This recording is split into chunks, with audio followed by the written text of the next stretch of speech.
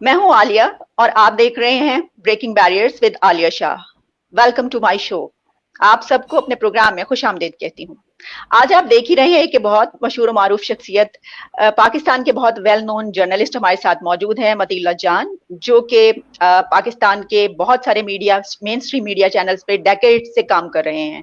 انہوں نے بہت سے ٹی وی پروگرامز بھی کیے. اس کے علاوہ یہ کورٹ رپورٹنگ کے حوالے سے ان کا بہت بہت ایکسپیرینس ہے، بڑا وسیع تجربہ ہے. اور اس کے ساتھ ساتھ جو پاکستان میں جرنلزم کی سچویشن ہے، جو freedom of speech, freedom of expression کی ہم بات کرتے ہیں، اس پہ تو بات کریں گے ہی، لیکن ظاہر ہے کہ سب جانتے ہیں اور بہت سے لوگ جو ایسے اس کیس کے بارے میں بہت کم جانتے ہیں کہ یہ مسنگ پرسن ہوتے ہوتے رہ گئے اور واپس آ گئے.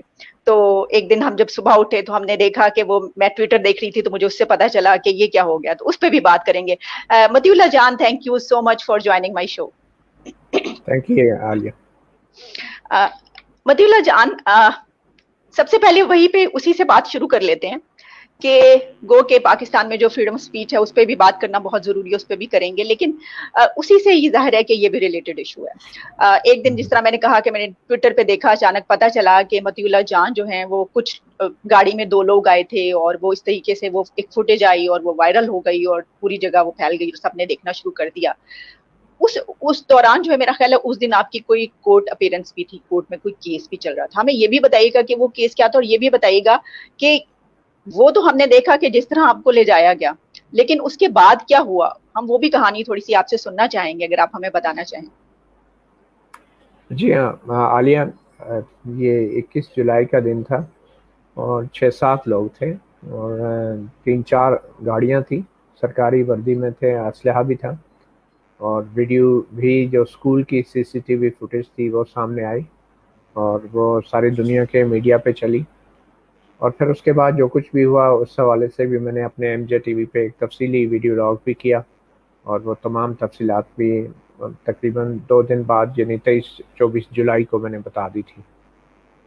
اور وہ کوئی ڈھکی چھپی بات نہیں ہے اور وہ بار بار میں کئی دفعہ یہ بتا چکا ہوں کہ وہ لوگ زبردستی مجھے گاڑی میں ڈال کے، آنکھوں پہ پٹی باندھ کے، سر پہ کپڑا ڈال کے، میرے ہاتھ جو ہیں وہ ہینڈ کف میں، سرکاری جو ہینڈ کف ہوتے ہیں اس میں باندھ کے لے گئے، گاڑی میں ڈال دیا اور جاتے ہوئے تشدد بھی کرتے رہے.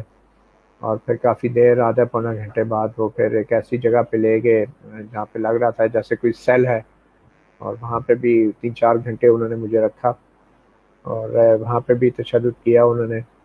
اور پھر تقریباً کوئی لیٹ نائٹ پھر دوبارہ مجھے آنکھوں پہ پٹی باندھ کے اور اس بار منہ پہ بھی کپڑا ٹیپ باندھ کے اور میرے ہاتھ پیچھے کی طرف باندھ کے دوبارہ گاڑی میں ڈالے.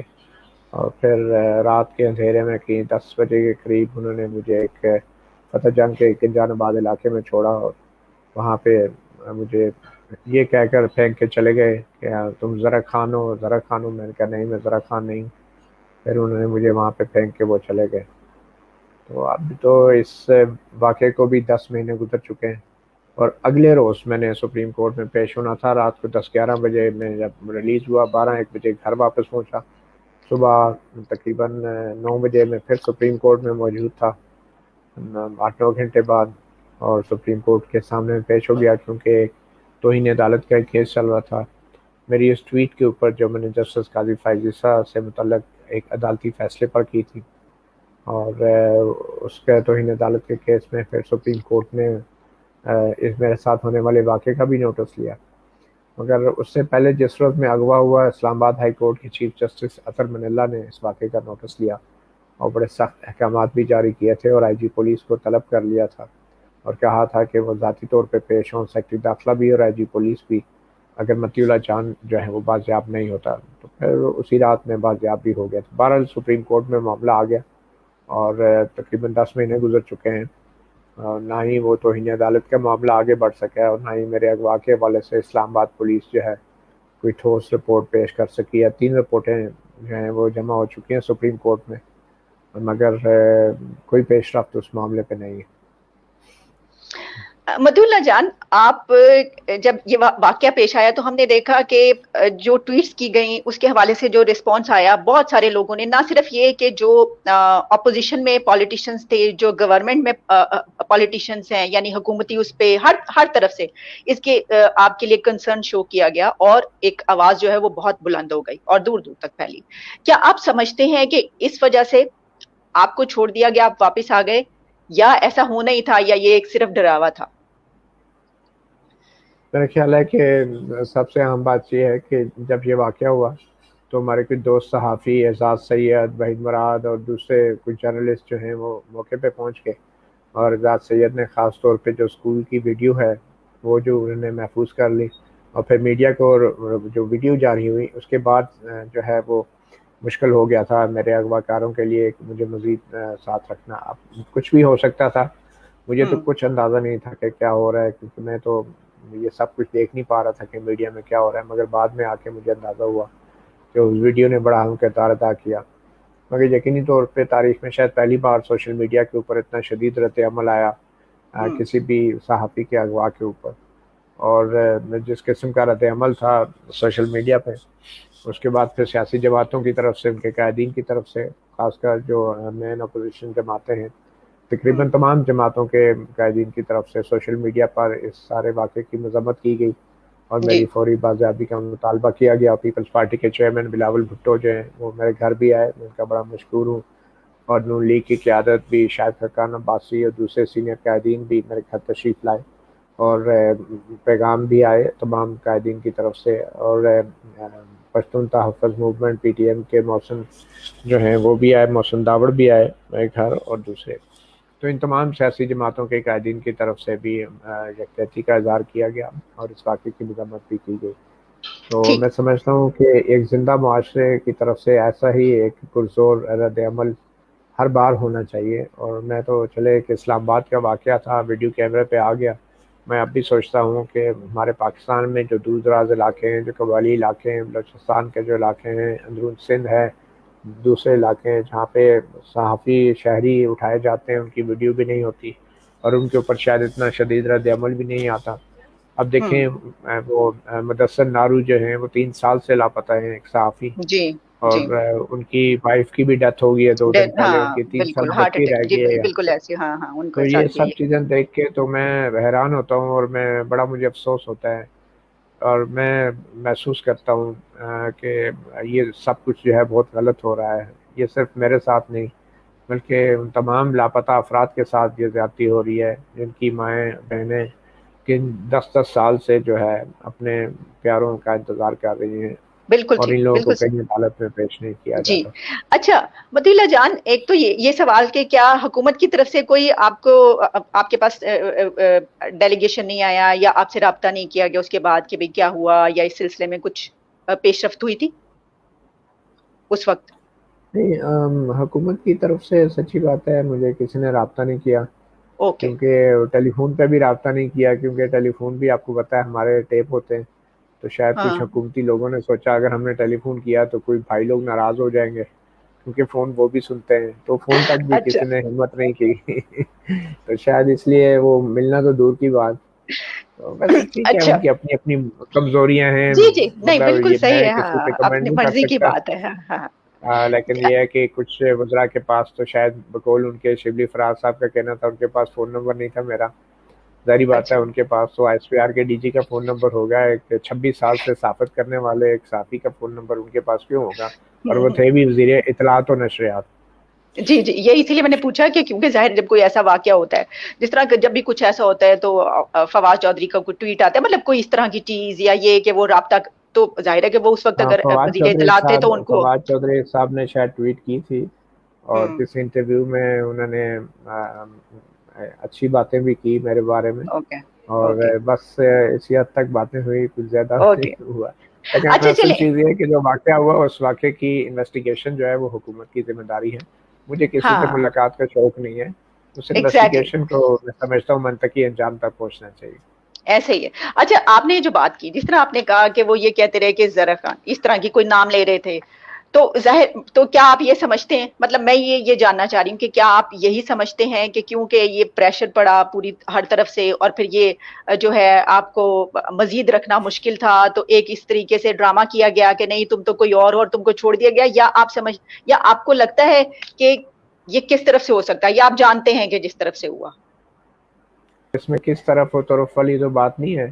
اگر کوئی اور اچھا ہوتا تو اب تک تو کچھ نہ کچھ لوگ تو گرفتار ہو چکے ہوتے, تھوڑی بہت تو پیش رفت ہو چکی ہوتی, اور تو اور سپریم کورٹ ہی اس معاملے میں باقاعدہ کوئی ٹھوس چیزیں جو ہیں اس میں معلوم کر پاتی. لیکن اب سپریم کورٹ اعلیٰ ترین عدالت بھی اگر اس معاملے میں کچھ معلوم نہیں کر پا رہی پولیس کے حکام سے, تو اس کا تو پھر آپ مطلب تو ایک ہی سمجھتے ہیں ہے کہ کہ اس کے پیچھے کوئی بہت یہ پاورفل جو ہے؟ اسٹیبلشمنٹ, اس کی وجہ یہ ہے کہ اگر وہ نہ ہوتی تو یقیناً کوئی نہ کوئی پیش رفت ہو چکی تھی اس انویسٹیگیشن میں.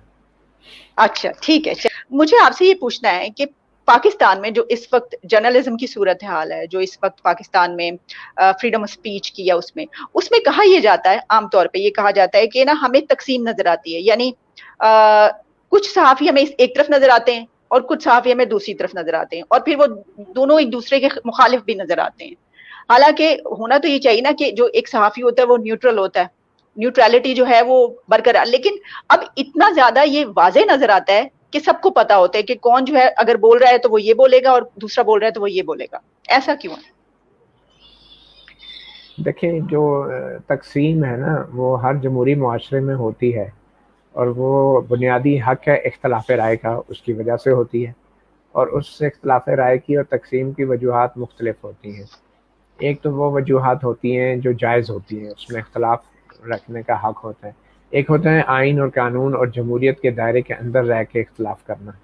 مگر کچھ صحافی جب جو ہیں فوجی اسٹیبلشمنٹ کے ٹاؤٹ بن کے, اعلی کار بن کے جمہوری نظام کو بدنام کریں, سیاستدانوں کو, پارلیمنٹ کو بدنام کریں, عدلیہ کو اس حوالے سے بدنام کریں کہ ناکام ہو چکی ہے, اور مارشل لا کا دعوت دیں, تو پھر یہ وہ تقسیم نہیں ہے, یہ غداری ہے آئین سے, اور یہ جمہوریت دشمنی ہے, یہ عوام دشمنی ہے, یہ آئین کی خلاف ورزی ہے, یہ آئین سے سنگین غداری ہے.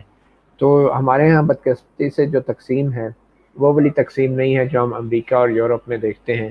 مختلف ٹی وی چینلز, مختلف نظریات, مختلف پارٹیز کو سپورٹ کر رہے ہوتے ہیں. وہ اتنا بڑا جرم نہیں ہے عالیہ. بڑا جرم یہ ہے کہ آپ بطور صحافی جمہوریت کے دشمن ہوں, جمہوریت کے خلاف بات کریں, اور فوجی اسٹیبلشمنٹ کے ٹاؤٹ بن کے آپ سیاستدانوں اور پارلیمنٹ اور صرف ان کے اوپر کیچڑ اچھالیں, اور جو اپنے حلف کی خلاف ورزی کرتے ہوئے سیاسی سرگرمیوں میں ملوث ہوتے ہیں ان کے اوپر آپ بات نہ کریں. تو یہ آئینی اختلاف نہیں ہے, اور قانونی دائرے میں رہ کے اختلاف کرنا نہیں ہے, یہ آئین سے غداری ہے, اور یہ سازش ہے جمہوریت کے خلاف. اور پارلیمنٹ مطیع اللہ جان, تھوڑے میں آپ کی بات سے بالکل اگری کر رہی ہوں کہ یہ صورتحال بھی ہے, لیکن اس میں کیا ہم جرنلسٹوں کو اس سے مبرہ قرار دے دیں, ہم کہیں کہ یہ سب کچھ کیونکہ ایک ادارہ ہے اور اس کے لیے کیا جا رہا ہے یا وہ کروا رہا ہے؟ دیکھیے مجھے اگر کوئی استعمال کرنا چاہے گا اور میں اگر استعمال ہوں گی تو میری بھی تو غلطی ہے, میں بھی تو ہوں نا. لیکن ہم یہ کہہ رہے ہیں کہ نہیں, صرف اس کی غلطی ہے جو استعمال کر رہا ہے. دیکھیے یہ میرے ذہن میں کیونکہ سوال آتا ہے کہ ہم صرف اس کو, اچھا دوسری طرف آپ نے یہ بات کی کیا جو ہم عدالت پہ, اس لیے ہم یہ کہ ظاہر ہے آپ جانتے ہیں کہ براہ راست عدالت پہ ہم کوئی بات کریں تو وہ اس کے اوپر جو ہے فوراً, تو میں نہیں چاہتی کہ کوئی ایسی بات چلی جائے, لیکن ویسے میں ایک بات کری, عدلیہ کی بات کری ہوں کہ پاکستان میں عدلیہ بھی تو ہم دیکھتے رہے نا. جب ہم بات کرتے ہیں سیاسی جماعتوں کی تو سیاسی جماعتیں خود ہی عدلیہ کو استعمال کرتی نہیں, کیا ایسا نہیں ہے؟ کیا پولیٹیشنز نے, کیا جو پولیٹیکل پارٹیز ہیں انہوں نے یہ سب نہیں کیا؟ کیا وہ جرنلسٹوں کو اپنی طرف کرنے کے لیے یہ سب کچھ نہیں کرتے؟ وہ بھی تو پھر برابر کے حصے دار ہیں. صرف ایک میں آپ کی بات اگری کر رہی ہوں کہ وہ بھی, لیکن باقی سب پھر ہم اس کو کیوں نکال دیتے ہیں؟ اس کی وجہ یہ ہے کہ امریکہ, یورپ اور جو مہذب معاشرے ہوتے ہیں ان میں جو سیاسی جماعتیں صحافیوں کو استعمال کرتی ہیں یا انہیں دباؤ میں لاتی ہیں یا انہیں بلیک میل کرتے ہیں, تو ان کے خلاف آواز اٹھائی جاتی ہے, ان کے خلاف قانونی کارروائی کی جا سکتی ہے. مگر بدقسمتی سے ہمارے ملک میں جو صحافیوں پہ دباؤ ہے وہ یا تو دہشت گردوں کی طرف سے آتا ہے, شدت پسند تنظیموں کی طرف سے آتا ہے, فوجی اسٹیبلشمنٹ خفیہ اداروں کی طرف سے آتا ہے. تو ان کے خلاف کوئی ہم قانونی طور پہ نہ تو آواز اٹھا سکتے ہیں, نہ ان کے خلاف ہمارے ملک میں کوئی ادارہ کارروائی کر سکتا ہے.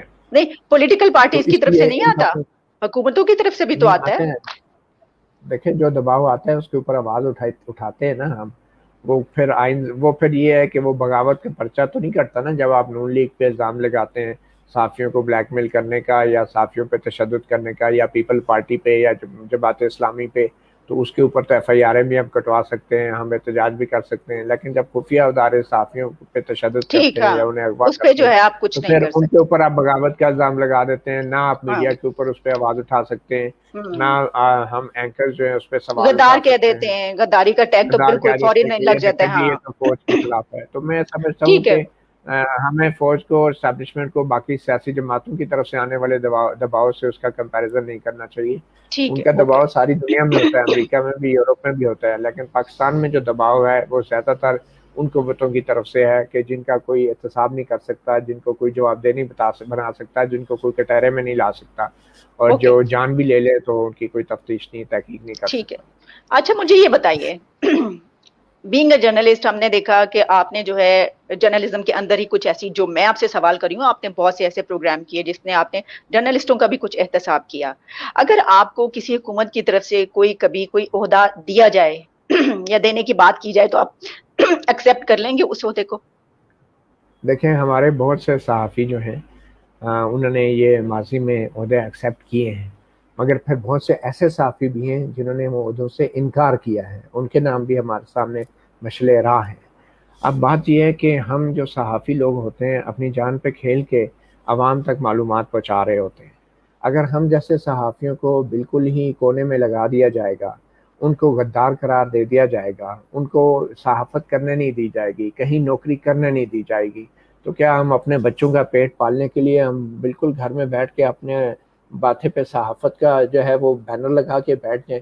اب اللہ کا شکر ہے کہ سوشل میڈیا ہے، یوٹیوب چینل ہمیں مل گیا، ہم لوگ اس کے ذریعے بھی کر رہے ہیں، لیکن اگر کل یوٹیوب پہ بھی پابندی لگ گئی، سوشل میڈیا کا بھی گلا گھونٹ دیا گیا، تو مطیع اللہ جان ایک صحافی، کیا ہمارے بیوی بچے نہیں ہیں؟ کیا ان کے کوئی انسانی حقوق نہیں ہیں؟ تو میں تو یہ میں تو سمجھوں کہ ڈرتا ہوں اس وقت کے آنے سے کہ کوئی ایسا وقت آئے کہ مجھے خوف آتا ہے اس وقت کے آنے سے، کوئی ایسا وقت آئے کہ ہم مجبور ہو کے ہر طرف سے دھتکارے جانے کے بعد ہم اپنے بیوی بچوں کا پیٹ پالنے کے لیے کسی پرائیویٹ نوکری کی طرف دیکھنا شروع کر دیں، کہیں یونیورسٹی میں پڑھانا شروع کر دیں، کہیں دکانداری شروع کر دیں، کہیں شاپ کیپنگ بزنس شروع کر دیں۔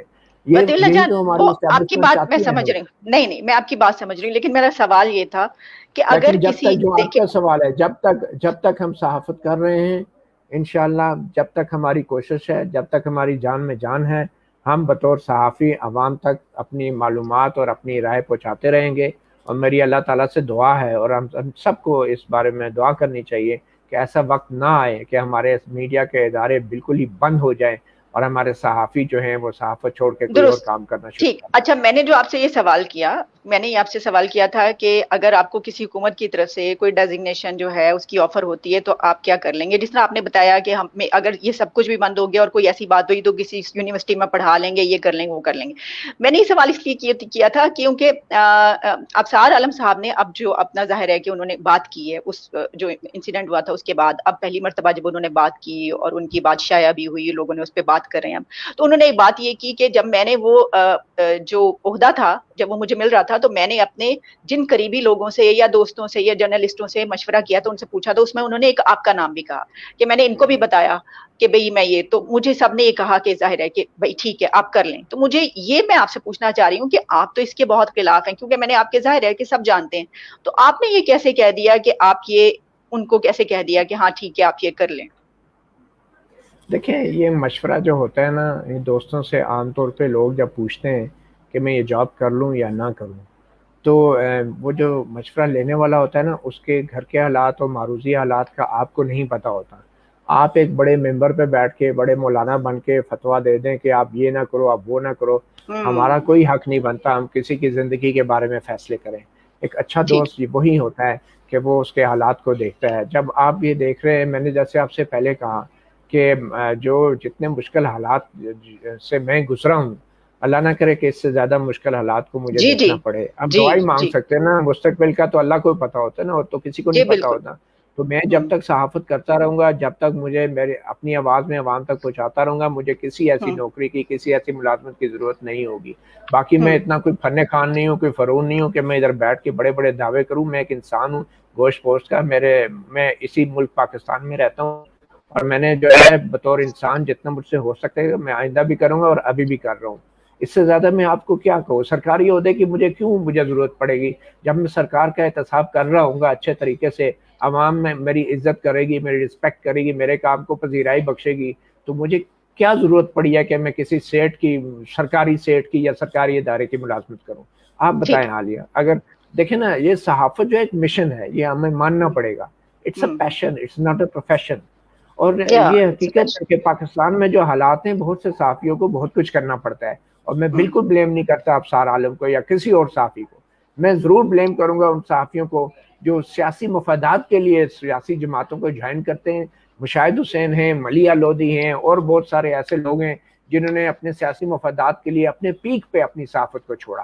بالکل میں ایسے لوگوں کو پسند نہیں کرتا. اور نہ صرف صحافت کو چھوڑا بلکہ ایک سیاسی جماعت کو پکڑ کے پھر وہ ایک جنرل مشرف کے کیبنٹ میں بھی رہے, جنرل مشرف کے ساتھ ہو گئے, پھر کاف لیگ جیسی سرکاری جماعتوں کا بھی حصہ بنے. ہمیں لوگوں کے اس کنڈکٹ کو دیکھنا چاہیے, نہ یہ کہ پاکستان جیسے ملک میں جو کچھ صحافت کے ساتھ ہو رہا ہے, آپ جو ہے بندے کو نیچے لٹا کے اس کی گردن پہ بھوت رکھ کے آپ اسے کہیں صحافی بنو, صحافی بنو. چیختے کیوں ہو, چلاتے کیوں ہو, روتے کیوں ہو, تم تو صحافی ہو, صحافی بنو, ڈٹ جاؤ.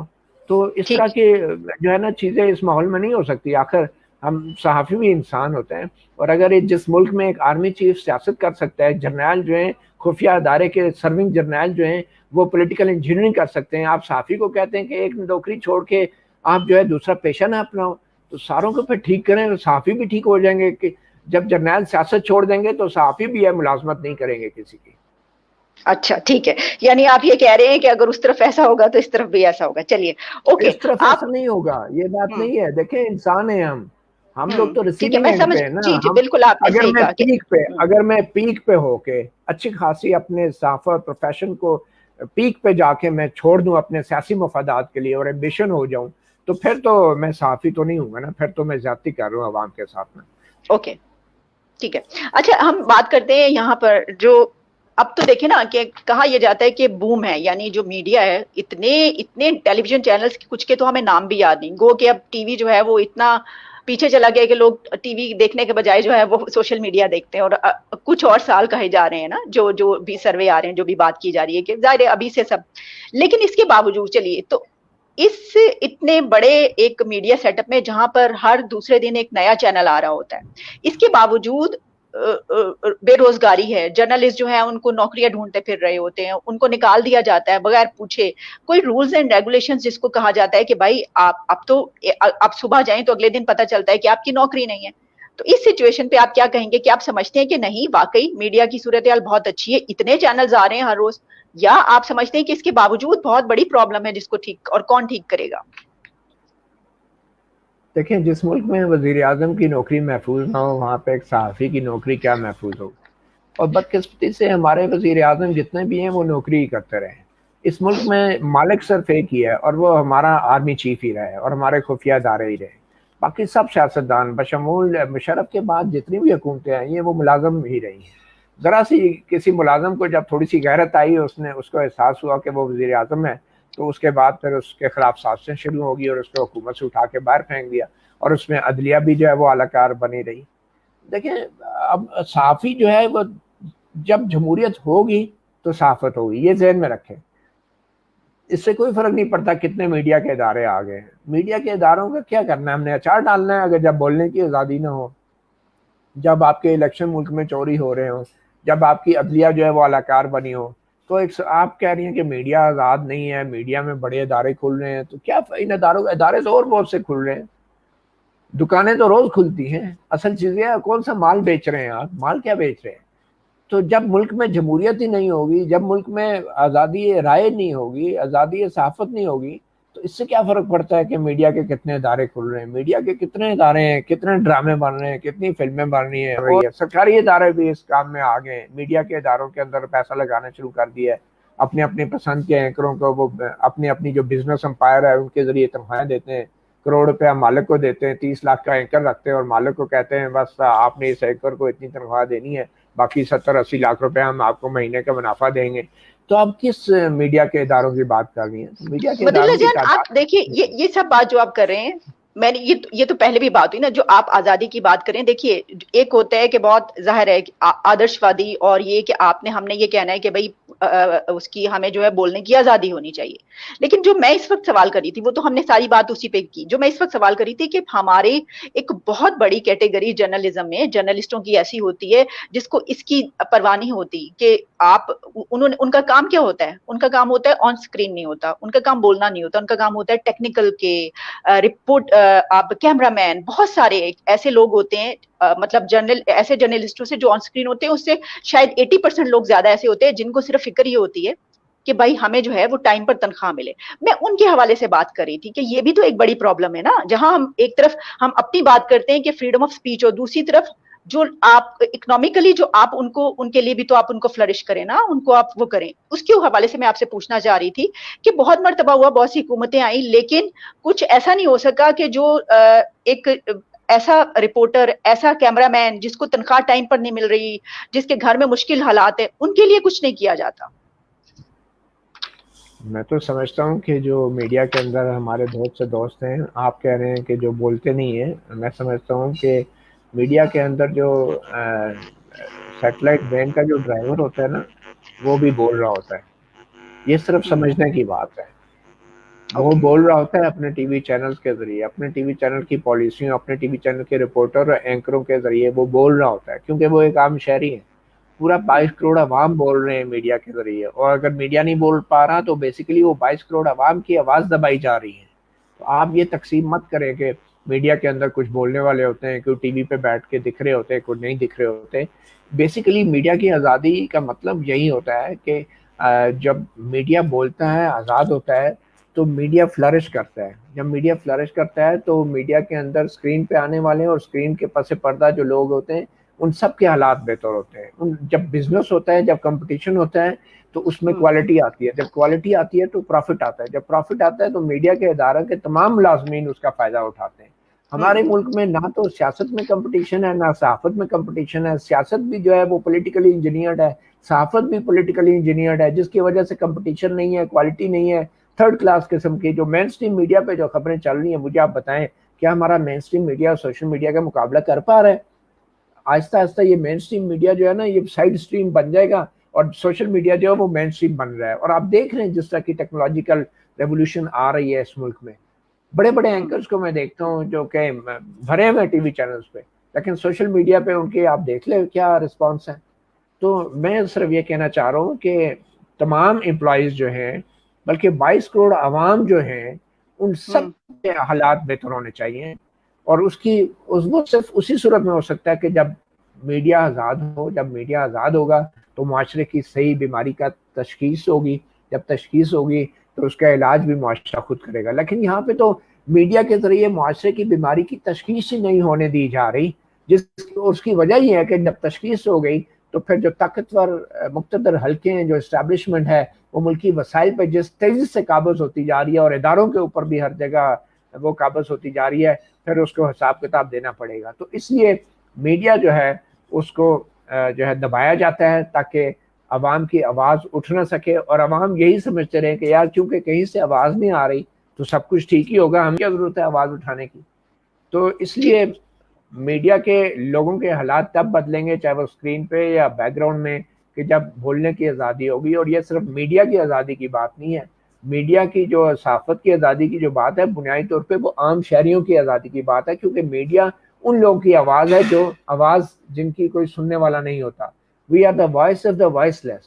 تو اس لیے جب ہم آزادی صحافت کی بات کرتے ہیں تو ہم آزادی رائے کی بات کرتے ہیں 22 کروڑ عوام کی. ٹھیک ہے نا، ہم نام تو صحافت ہے لیکن بنیادی طور پہ ہر اس شہری کی جو صحافی نہیں بھی ہے، ہم اس کی آواز بنتے ہیں. جب آپ ہماری آواز دبائیں گے تو آپ اس عام شہری کی آواز دبا رہے ہوتے ہیں. بالکل ٹھیک. تھینک یو سو مچ مطیلہ جان، آپ نے بہت بہت اچھے طریقے سے جو میں سوال جا رہی تھی اور جو میں پوچھنا، آپ نے اس کو اتنے اچھے طریقے سے ایکسپلین کیا ہے. ونڈرفل. بہت شکریہ، بہت شکریہ. آپ کا بہت اب شکریہ، دیکھیں نا، آپ یہ نے میرے لیے ٹائم نکالا. سوال کرنے کی بھی اہمیت ہوتی ہے. آپ نے اچھے سوال کیے، آپ کو جواب مناسب ملے. یہی وجہ ہے کہ ہمارے معاشرے میں بھی جب سوال کرنے کی اجازت ہوگی نا تو انشاءاللہ جواب بھی اچھے ملیں گے اور مسائل کے حل بھی اچھے ملیں گے. زبردست, بہت شکریہ آپ کا, اور ہم چاہتے ہیں کہ آپ اسی طرح جو ہے وہ کرتے رہے صحافت, اور جو آپ کر رہے ہوتے ہیں زبردست ہوتا ہے, ہم دیکھتے ہیں. Thank you so much once thank again, you very much. اور دوبارہ تھینک بھی یو آپ سے عالیہ. بات ہوگی. Bye bye.